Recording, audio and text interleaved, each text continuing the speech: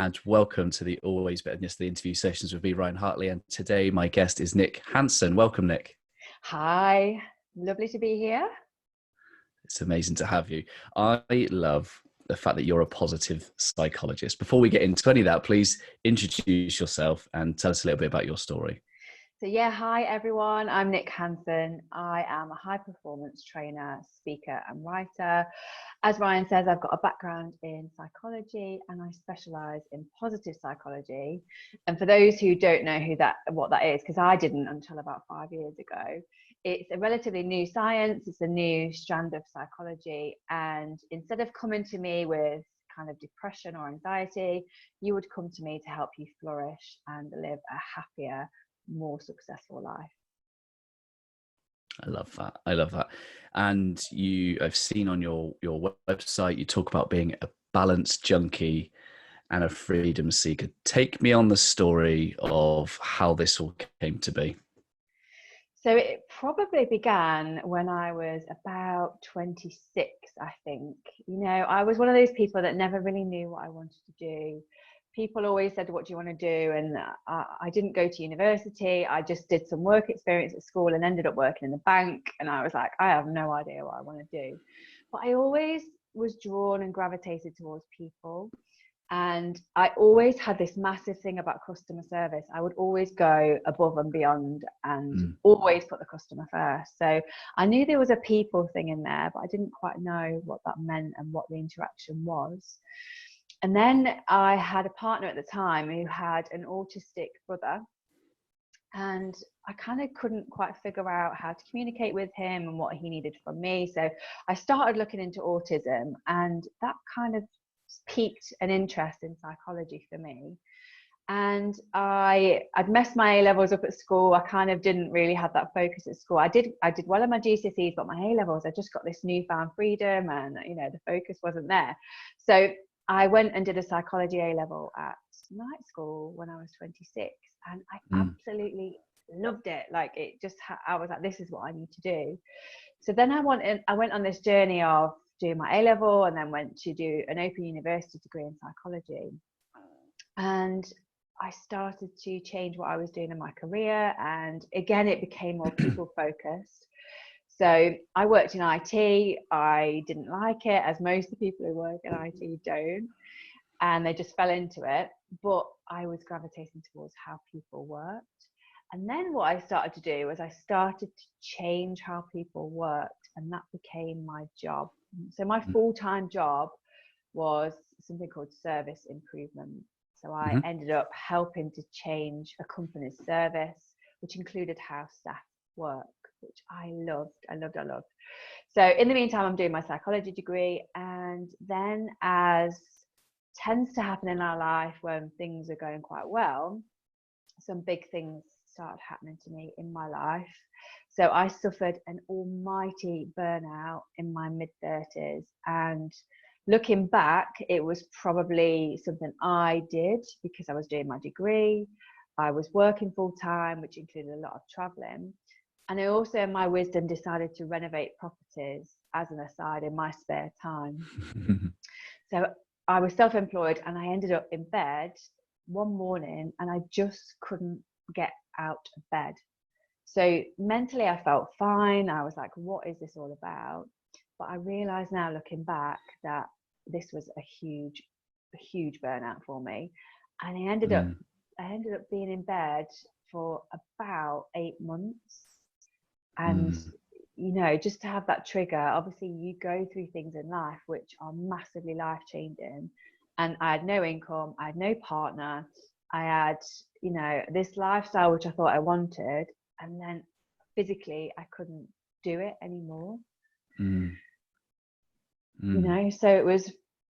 it was that really, Ryan, that set me on this different path now that I'm on, which is the balance junkies. And having the freedom to work for myself is super important. And the balance isn't always easy, particularly with what we're going through now, but I'm always really conscious of this burnout phase I went through. And it probably took me about 5 years to properly come through that, if I'm totally honest, which is only just a few years ago that I really got through that.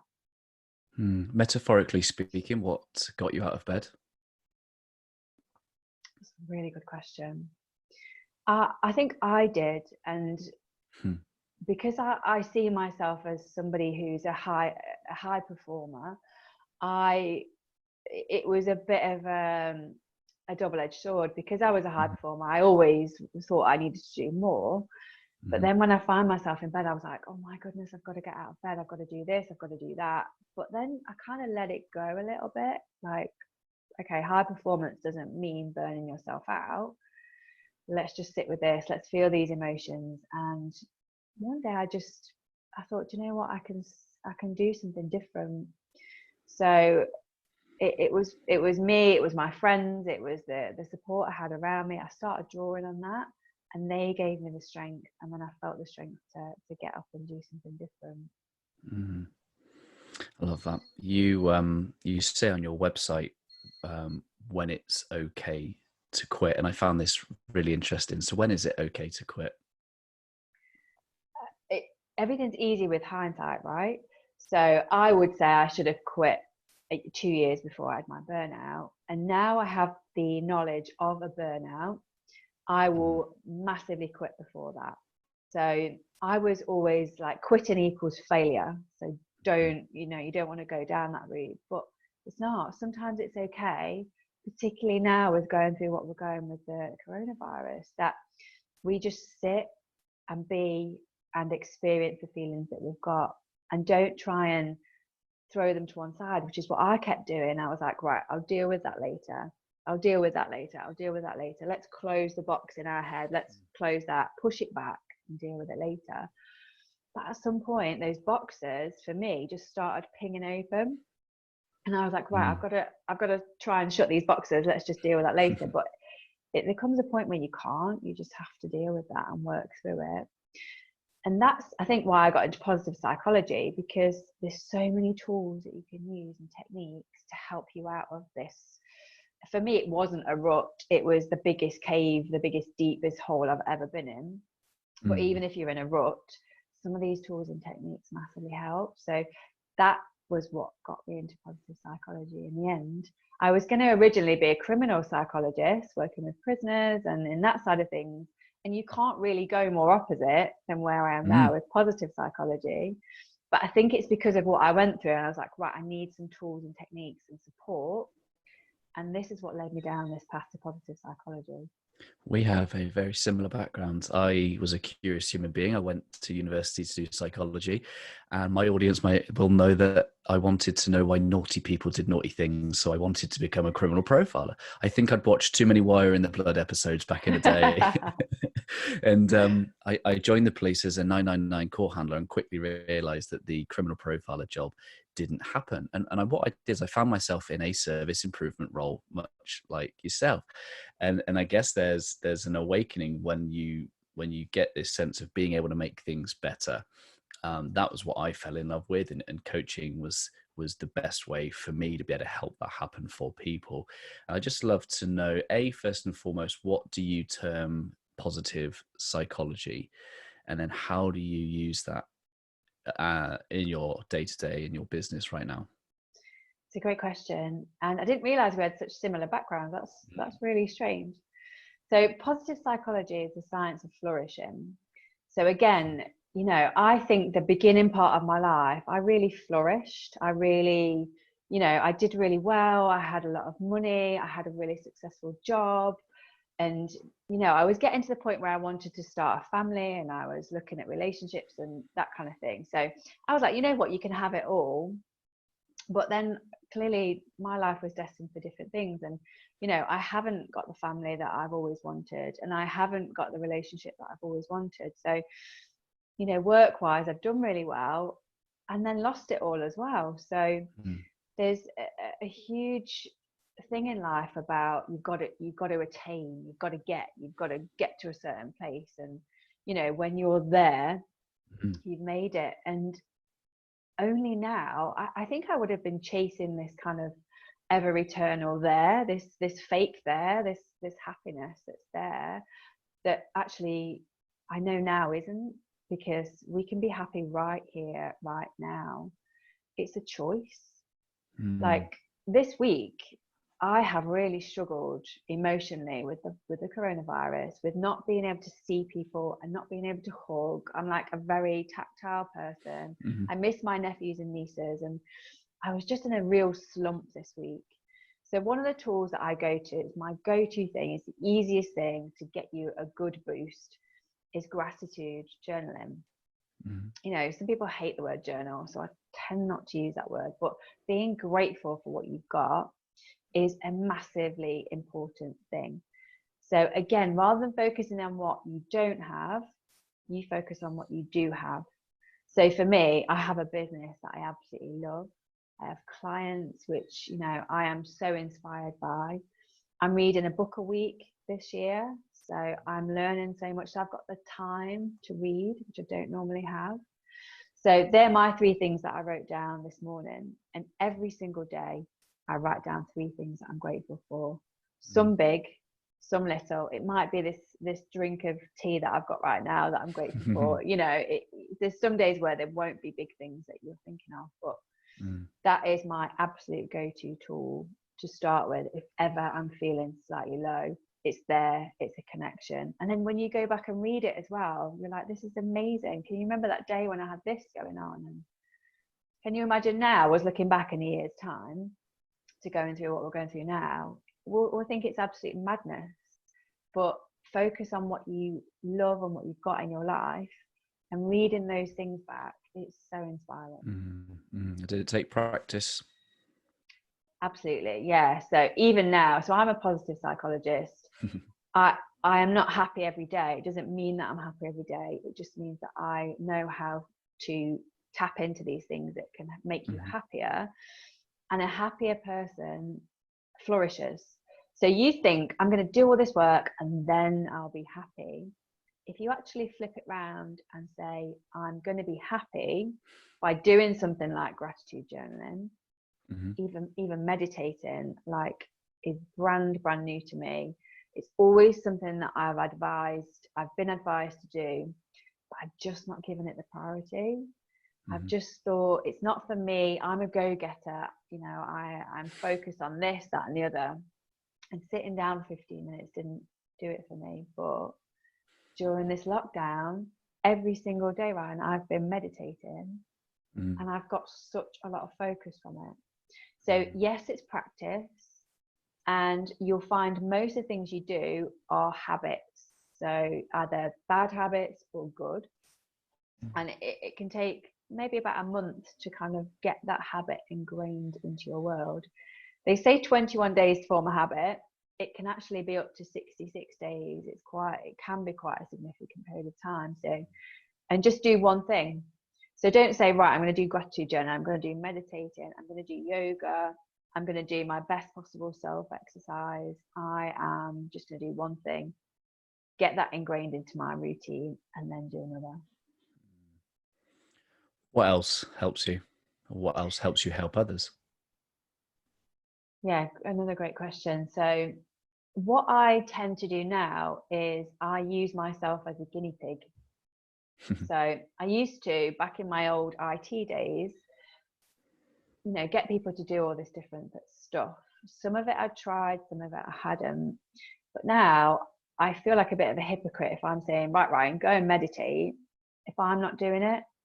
So what I've done over the past 2 years is basically use myself as a human guinea pig and done all these different tools and techniques. And one of them, which I really, really like, and I use with all my clients, is something called best possible self. So this is you imagining yourself in your future. It could be in a year's time, could be in 5 years' time, could be in 10 years' time. Doesn't matter. You can set that time scale. You close your eyes and you visualize yourself as your best possible self in the future. So for me, I've got a 1 year best possible self and a 5 year best possible self. And I get my clients to do the same thing as well. So you imagine that everything's gone as well as it possibly could in your life. So say you exercise regularly and eat a really good diet and you feel strong. You don't feel any anxiety and you don't worry about things anymore. So think of that as your best possible self. Think of you with the bank account you want, with the health you want, with the relationships you want, with the house you maybe want, the car. Like, I really want an orange Mustang. I've had this orange Mustang on my goals list for years. You can have the orange one as long as I can have the black one. Okay, deal. Deal. So you get yourself into this really good state visually with your eyes shut, and then so imagine it and really feel it. Like, see your best possible self with your family. Who's there? What are they saying to you? Who are you helping? And what is it? What's the feeling? Get a real feeling about it. And then what I'll get people to do is, for the next 10 minutes, just write continuously about the things that you've envisaged and imagined, and be as creative or as imaginative as you want. So are you getting a new Mustang or an old one? I'm going to get a new one. A new one. What Does about it have you? any stripes down it? So I'm going to get old. See, it's got stripes. Yeah. What colour stripes? They're black. And what about the interior? It's like a cream leather. I can see it. Yeah, this is it, right? So, yeah. And look at my excitement about this car, because you've asked me a couple of questions. So, you know, I could just say, right, I want a Mustang and leave it at that.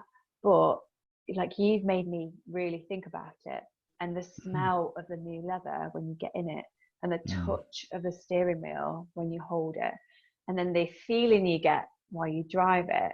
You know, to go to this level of detail, you are focusing on exactly what you want in the future and what your best possible self looks like. So, you know, I'm not a very good drawer, but you could draw this picture that you want. But I write it because my drawing's really bad. But I've got this spider diagram on my wall.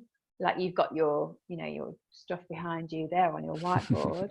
This is what I draw on the walls. I have flip chart paper and I draw it.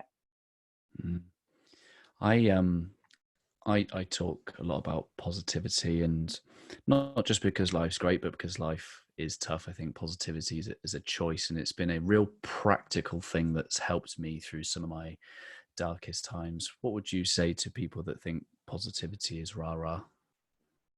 Yeah, I get it. And like I say, it doesn't mean I'm happy every single day or jumping around and doing star jumps with people. There's a thing called a growth mindset or a fixed mindset. And again, I think this is a nice little trigger for you to look into positivity. So if you Googled growth or fixed mindset, that to me is an easy way to explain positivity. So it doesn't mean I'm going, oh my God, no, let's do this, let's do that, and like some crazy personal trainer. It's the fact that we know that the future will look different and that we're aiming towards something. If you're in the deepest, darkest place right now, I know that if you do gratitude journaling, your brain will start to think differently. Your wiring will start to connect differently, and you will start thinking in this growth mindset way. It's called a growth mindset. So you know that you're forever growing, you know that you're forever aiming for something. And rather than this fixed mindset of I can't, that's a good example. I can't is something that I try not to use in my language, because it means that you're fixed, it means you're set. And obviously some things are easier. Like you say, you've been in some tough places, and it's not easy to just go, right, I'm flipping the switch, I'm going to be positive today. There's a lot more to it than that. But get one thing that makes something easier for you. Gratitude journaling is a really good one. Best possible self is another one.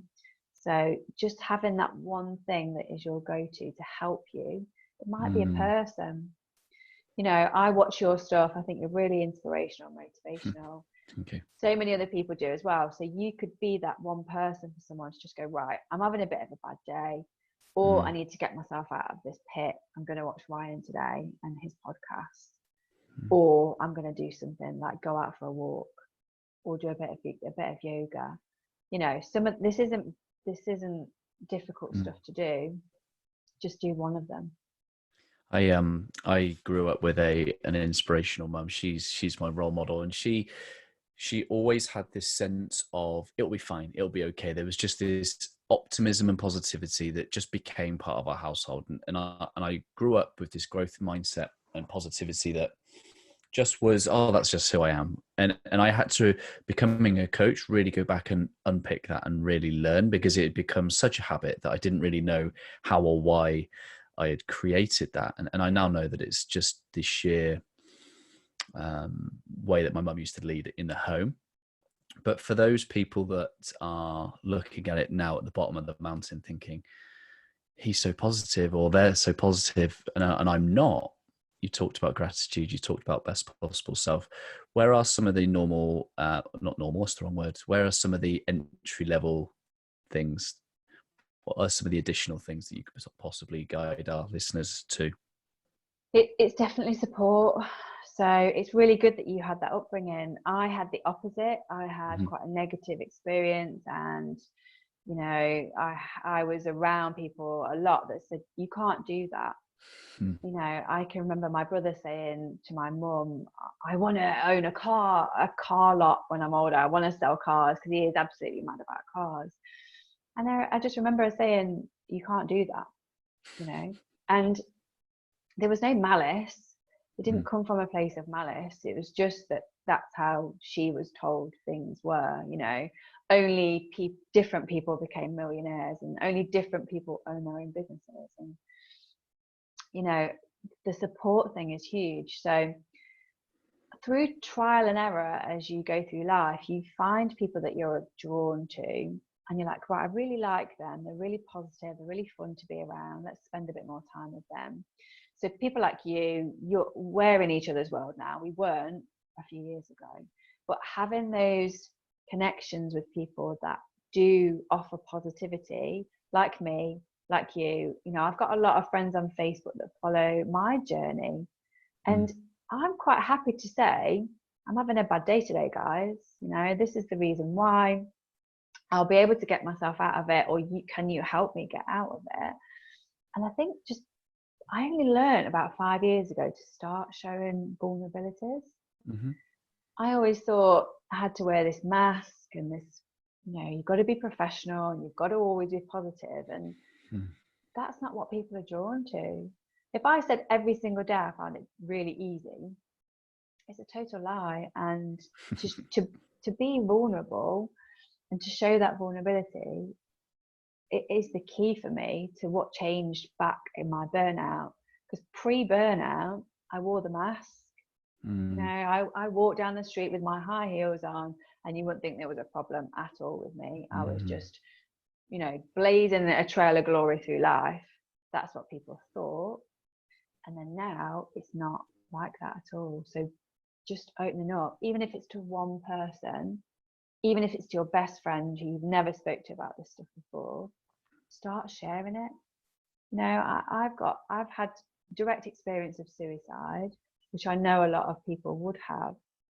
Particularly now, you know, mental health for me is at the forefront of my mind with what's going on.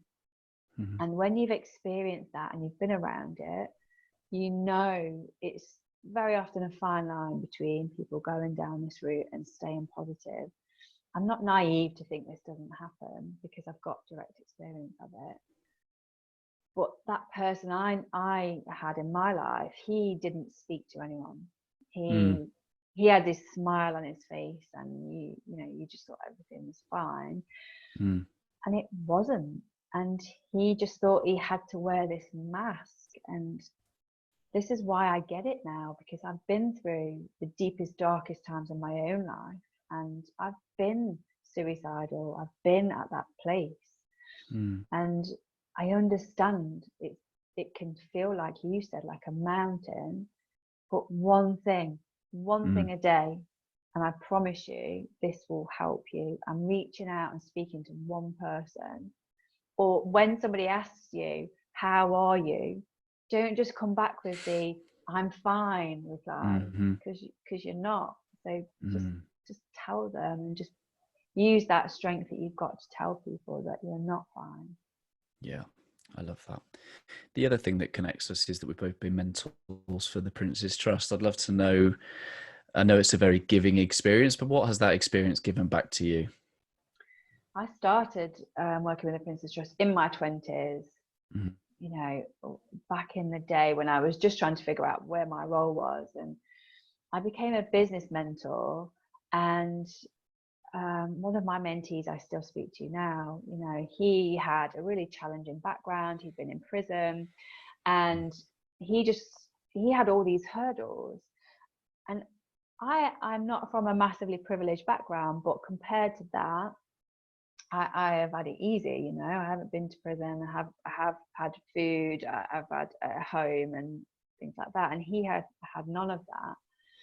So I think what it did most of all was humble me. Mhm. And I can remember meeting him for the first time, and he knows this. I've spoken to him about it. And when they said he's been in prison, I was like, oh, you know, am I going to be okay with this guy? And Mhm. you know, I'm going to be safe. And it was so judgmental, that initial thought I had of, oh my God, you know, am I going to be okay? Such a weird thing to look back on now, because I would never do that now. Mhm. But I think the humility and the fact that people go through hurdles, and sometimes they're enormous hurdles, and the Prince's Trust helps people to get out of those hurdles. So knowing the Mhm. organizations that are out there to help you and help other people is massive. And I see myself now as a signposter. You Mm. know, I can help and I can connect people to organizations that will help them. And I know you'll do the same. Mm. How can I signpost people to you? How can people connect with you and check out more of your journey, your content, and your support and your tools? So I've got a website, so it's www.nikhanson.com. So you can find out more about my backstory on there.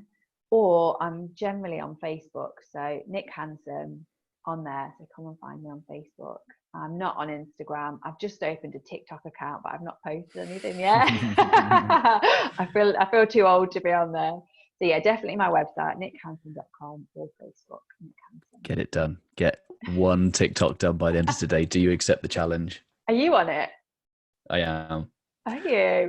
I went on before Christmas, before everybody jumped on, and I had a little bit of fun. But I'm not that creative, and I'm so yeah. I have not posted in 2020 yet, but yeah, I am on that. It's So fun. we It's should. a great platform for fun, not taking yourself too seriously. There's a psychologist on there, interestingly, and she's got like 4 million views. Mm. So I always thought it was for younger kids, and I think there's this second wave of adults going on there. And she doesn't sing and dance; she just like does her posts with like words on and stuff. And she's, you know, she's obviously helping kids with anxiety right now, which Yeah, is yeah. absolutely massive. It's amazing. Yeah. I generally come at social media for three things. One is fun, inspiration, or education. And I think, it's a great platform to enable that. I'm just not that creative. Yeah. So I asked this question of all of my guests, and my ethos is about being always better than yesterday. I'm just curious to know what that phrase means to you. I think it's a beautiful phrase, and I was drawn to you because you use that phrase. Thank you. The thing that I did, I think, wrong before was I spent too much time looking back and too much time looking forward, Hmm. rather than being right here, right now. So this contradicts your phrase a little bit, but I'm Hmm. coming to Hmm. a point. So I imagine myself driving a car, drive my Mustang, right? I'm on the Hmm. road and I'm looking forward, and my screen is enormous. You know, I can see the road, I can see what's coming, and this is what I imagine my future to be like. So I'm always looking to where I'm going, but I'm really conscious of holding the wheel right now. I'm really conscious of the smell of leather. I'm really conscious of what's on the radio, and I'm really conscious of being sat in that seat. Okay, so that's my now. I'm really, really present now. And then every now and again, I'll have a glance in the rear view mirror just to see where I've been, just to see if I haven't left any trail of destruction behind me as I've gone through, as I've driven. And I think it's a bit like that. I am so much more aware of now. I think only your nows create your future. Mm-hmm. That's my big thing. But every single day, I try and do one thing towards my goals. Like, what's that one thing? And I think that's where it comes into what you're saying. So I try and build, I'm always trying to build on yesterday. So yesterday, I didn't meditate. I had just a day of doing nothing. Today, I've meditated. So I know those one things, they build up and they start to snowball. And I absolutely think that's why. And that's my always better than yesterday. Just doing one thing that will work towards your goals. Love that. Love that. Thank you for your time. Thank you for sharing your story.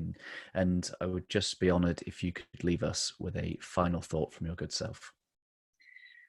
Thank you so much, Ryan. I think it's amazing what you're doing. Thank you. I think the most inspirational thing that I've come across is the next generation. And if you don't do this for you, if you don't have that level of motivation or that feeling, do it for your kids, do it for the next generation, leave a legacy, you know. And one of my favorite podcasts of yours was you and your son. I was in tears. I showed my stepson, he loved it. And that's what it's all about for me. It's about, okay, so we've done this stuff. We may have done some right or wrong stuff along the way, but let's show the next generation how they can do it differently. I love that. Thank you. Thank you so much for your time. My absolute pleasure. Thank you, Ryan.